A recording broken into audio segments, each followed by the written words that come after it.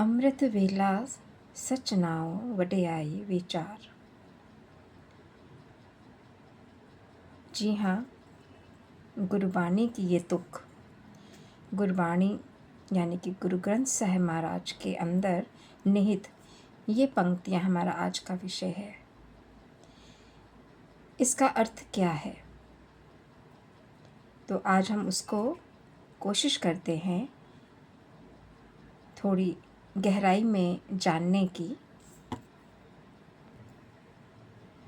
एक बार मेरी तरफ से, प्रवीण सोनी की तरफ से आपको नमस्कार है। आज का हमारा टॉपिक बहुत ही सूक्ष्म है, बहुत ही गहरा है और इसको हम लोग समझने का प्रयास करते हैं और आशा करती हूँ कि गुरु जी की कृपा से, गुरु नानक साहब जी की कृपा से हम शायद इस गुरबाणी की तुक का सही अर्थ जानने में सफल हो पाए। आप जैसे सभी जानते हैं कि सूर्योदय से लगभग 1 घंटा 36 मिनट पूर्व का जो समय होता है उसमें सतगुण की प्रधानता होती है। उसको बहुत ही शुभ माना गया है। इस समय उठना बहुत ही शुभ माना जाता है क्योंकि ये समय बहुत ही रचनात्मक होता है। इस समय पे बहुत ही पॉजिटिव वाइब्स होती हैं, वातावरण शुद्ध होता है, शांत होता है। ये समय बहुत ही रचनात्मक होता है और हमारा दिमाग बहुत सक्रिय होता है और एकाग्रता के साथ आप कोई भी काम करते हैं तो उसको आप अधिक एकाग्रता के साथ कर पाते हैं, उसको अच्छी प्रकार से कर पाते हैं। तो इस समय उठना और इस समय कुछ विश कार्यों को करना आपकी एकाग्रता को भी बढ़ाता है। इस समय ग्रहण की गई कोई भी जानकारी आपको लंबे समय तक याद रहती है। आपको याद होगा कि जब हम लोग बच्चे थे या फिर अब हमारे जो बच्चे हैं, हम लोग उनको क्या बोलते हैं कि सुबह जल्दी उठो कि उस समय जो आप पढ़ लोगे वो आपको हमेशा याद रहेगा। इसका रीज़न है कि रचनात्मकता, क्रिएटिविटी इस समय बहुत बढ़ जाती है। इस समय पे ग्रहण की गई जानकारी, कोई भी जानकारी आप कुछ भी पढ़ते हैं, कुछ कार्य करते हैं तो वो लंबे समय तक आपको याद रहती है। जल्दी उठने और जल्दी सोने से तो हमारा जो एक बायोलॉजिकल संपर्क बनता है प्रकृति के साथ में, वो बहुत मैच करता है, जिससे हमारा तनाव घटता है। अनिद्रा की जो प्रॉब्लम होती है वो भी दूर होती है, तनाव कम होता है। हमारा पाचन तंत्र जो है, हमारा डाइजेशन सिस्टम है, वो भी उसमें भी सुधार आता है, वो भी ठीक होता है। हमारा जो पीनियल ग्लैंड होता है उससे मेलाटोनिन नाम का जो स्राव होता है वो अधिक होता है। ये हमारे मूड को स्थिर रखने में हमारी सहायता करता है, तो जिससे कि हमारे जो मूड स्विंग्स होते हैं उसमें हमें बहुत ही सहायता मिलती है। और सूर्य की जो सुबह सुबह की किरणें जो हमारे शरीर पे पड़ती हैं, उससे हमारे शरीर में जो खुशी के हार्मोन्स होते हैं, दैट इज़ कॉल्ड सेरोटोनिन, वो इम्प्रूव होते हैं।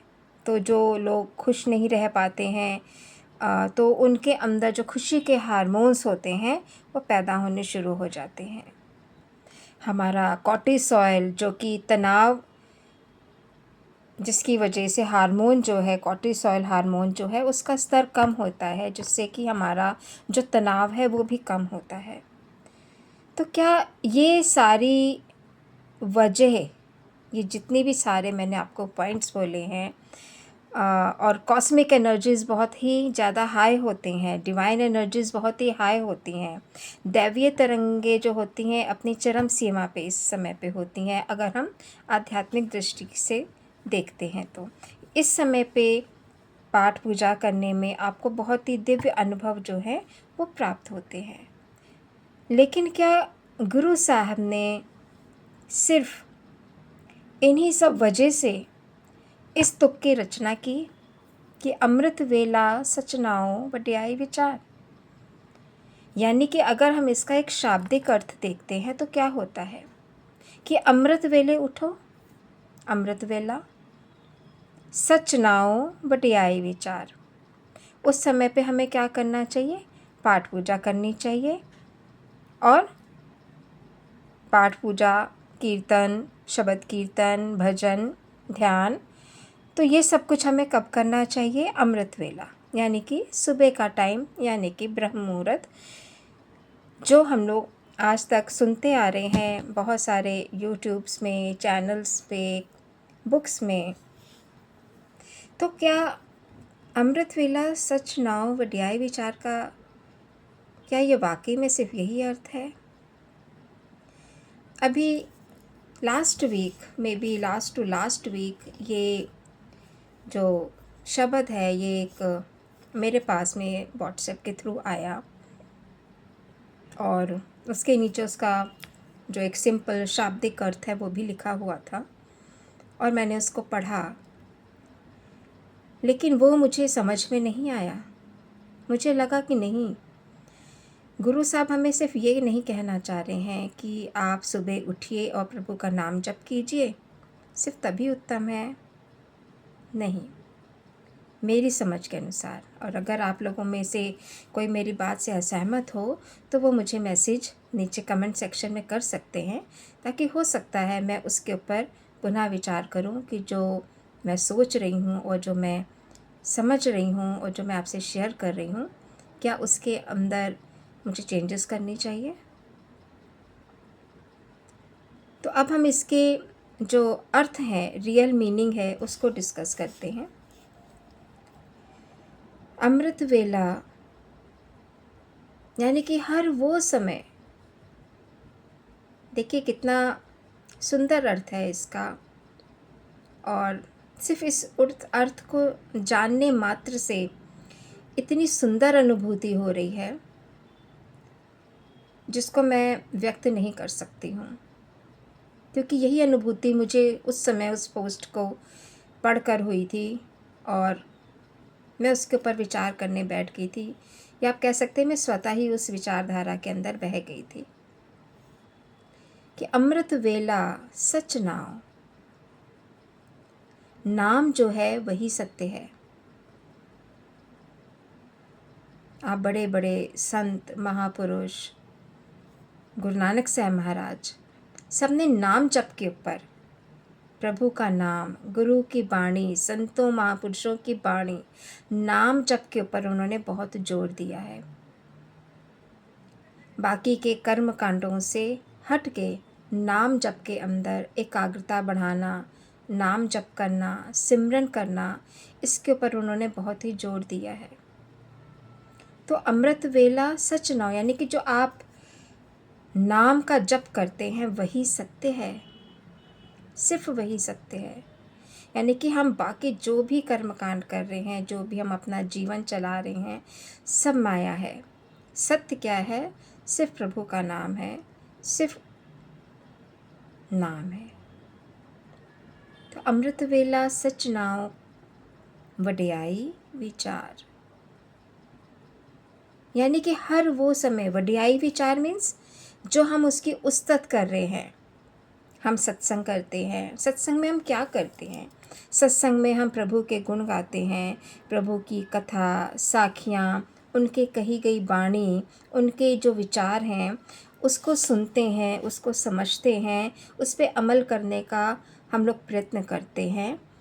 तो वो जो अमूल्य विचार हैं जो गुरुबाणी में हैं, जो संतों की बाणी में है, जो संतों महापुरुषों की बाणी में है, जो वेदों ग्रंथों में है, पुराणों में है, तो वही सत्य है,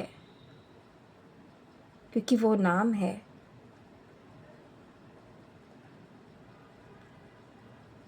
अमृत वेला सच नाओ, नाम क्या है? सच है। वड्याई विचार, जब हम उसके ऊपर विचार करते हैं, उसके ऊपर हम लोग सोचते हैं, उन शब्दों को गुरु के द्वारा कहे गए, ग्रंथों में जो निहित हैं, वेदों पुराणों में जो निहित हैं, उनको जब हम अपनी ज़िंदगी में अमल करने का प्रयत्न करते हैं, उस पे विचार करते हैं, उसके अनुसार अपने जीवन को अनुशासित करने का जो हम लोग प्रयत्न करते हैं, वही सत्य है, सिर्फ वही सत्य है। तो अब इसका कैलकुलेशन हम लोग क्या निकालें? इसके ऊपर बहुत घंटों विचार किया जा सकता है, लेकिन मुझे लगता है कि गुरु के कहे हुए शब्द घुमावदार नहीं है, वो तो बहुत सीधे सीधे स्पष्ट रूप से उन्होंने हमें बताए हैं, हमें समझाए हैं। वो हमारी सोच है कि हम कहाँ उन बातों को पकड़ सकते हैं, हम कहाँ उन बातों को पकड़ पाते हैं।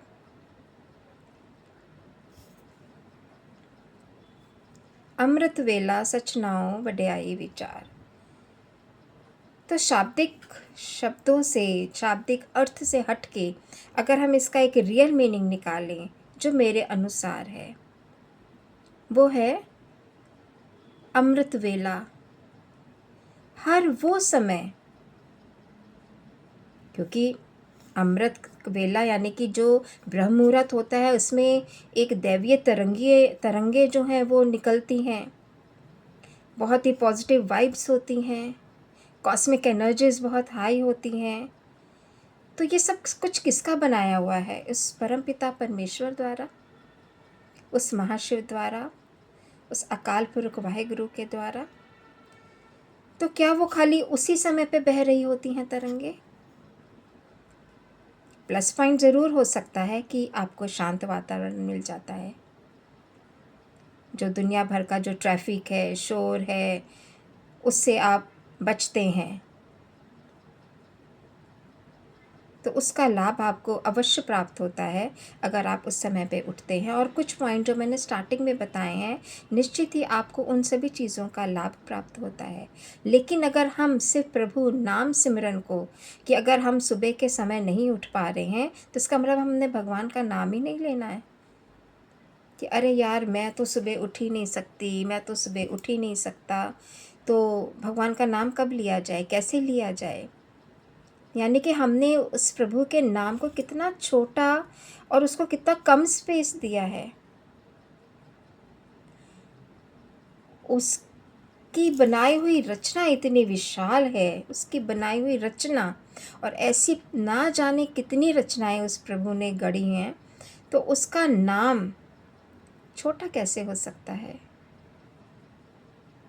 समय निश्चित कैसे हो सकता है उसको ध्याने का, नाम जपने का, सिमरन करने का, उनकी स्तुति करने का, उस पे विचार करने का, उस पे सत्संग करने का? ये मेरी समझ से परे है। हम लोग बचपन से एक उदाहरण सुनते आए हैं, जब कोई इंसान गलतियों पे गलती करता है, लेकिन अंततः जब वो उसके अंदर सुधार करता है, तो हम लोग क्या कहते हैं कि सुबह का भूला अगर शाम को वापस आए तो उसे भूला नहीं कहते।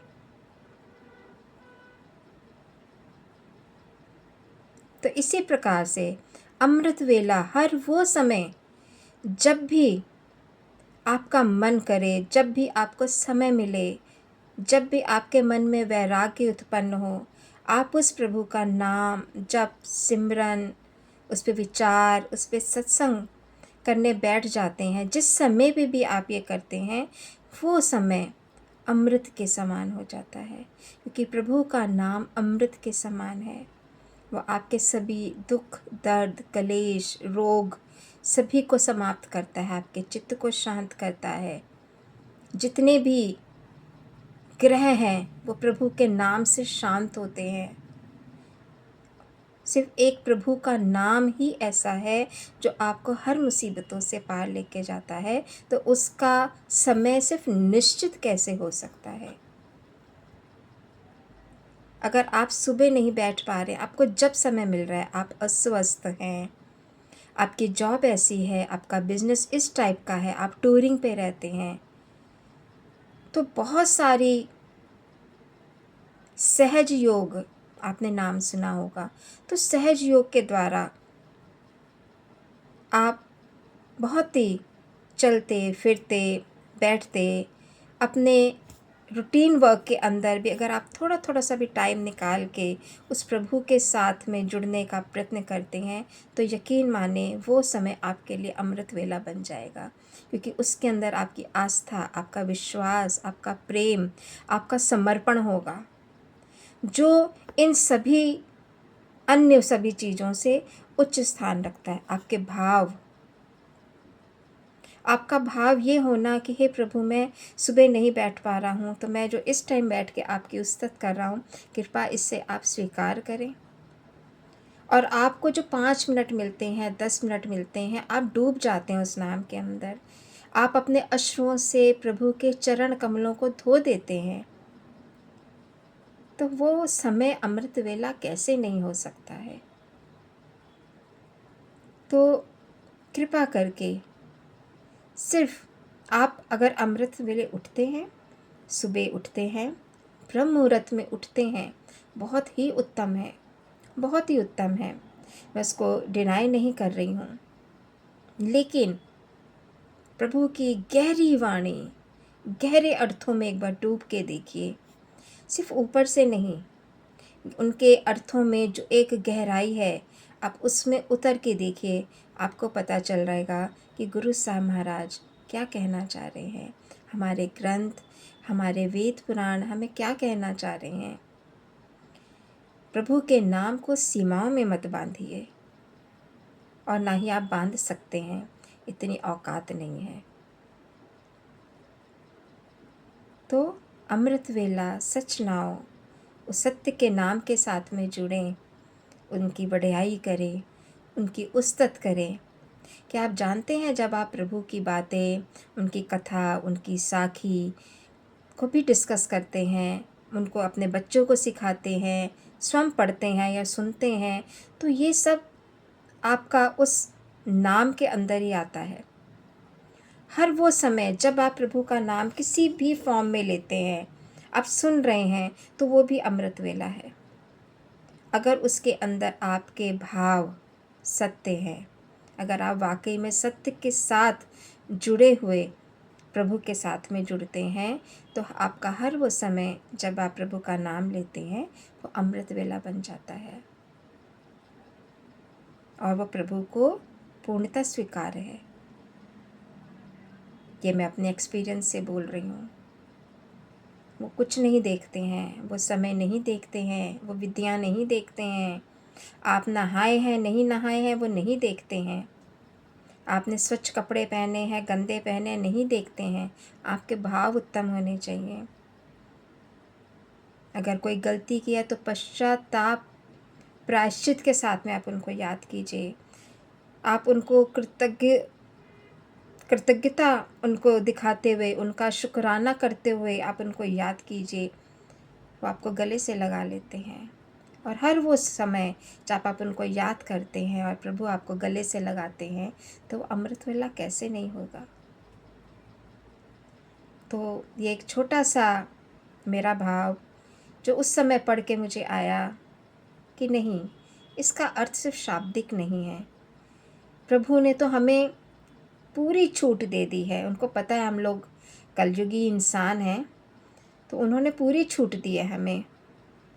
सिर्फ हमें स्टेप उठाना है, सत्य के साथ में, नाम के साथ में, गुरु के साथ में हमें जुड़ना है, उनकी दी हुई शिक्षा को अपनाना है, उस पर चलने का प्रयत्न करना है। उसके लिए भी हम उन्हीं से रिक्वेस्ट करेंगे, उन्हीं से अरदास करेंगे कि वो हमें सत्य मार्ग पर लगा के रखें। उनके शब्दों में जो गहरे अर्थ छिपे हुए हैं वो भी हम जान सकें, और तभी हम सत्य के निकट आ सकेंगे। तो मेरे कही हुई किसी भी बात से अगर कोई सहमत ना हो तो वो मैसेज कर सकते हैं कमेंट सेक्शन में। और अगर आपको मेरी बात सही लग रही है तो मैं वैसे बहुत कम ऐसा बोलती हूँ, आप चैनल को लाइक और सब्सक्राइब ज़रूर कीजिए, ताकि मुझे भी हौसला मिले और मैं ज़्यादा से ज़्यादा ऐसी पोस्ट डाल के अपने जो मन के भाव हैं वो आप तक पहुँचाने का प्रयत्न करती रहूँ। धन गुरु नानक। हर हर महादेव।